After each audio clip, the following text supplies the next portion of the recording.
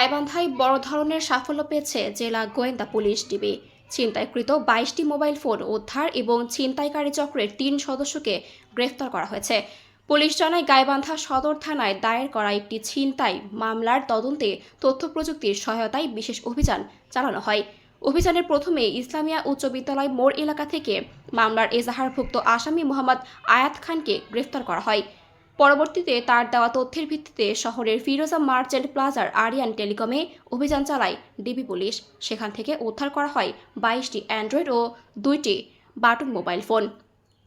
একই সময়ে চোরাই মোবাইল কেনাবেচার অভিযোগে দোকানের ২ যৌথ মালিক মাসুম মিয়া ও রানাকেও গ্রেফতার করা হয়। পুলিশ আরও জানায়, গ্রেফতার হওয়া আয়াত খানের বিরুদ্ধে গাইবান্ধা সদর থানায় আগে থেকেই ১০টি মামলা রয়েছে। শুক্রবার পুলিশ সুপারের কার্যালয়ে আয়োজিত প্রেস ব্রিফিংয়ে এসব তথ্য জানানো হয়। এ সময় অতিরিক্ত পুলিশ সুপার সহ জেলা গোয়েন্দা শাখার ঊর্ধ্বতন কর্মকর্তা উপস্থিত ছিলেন।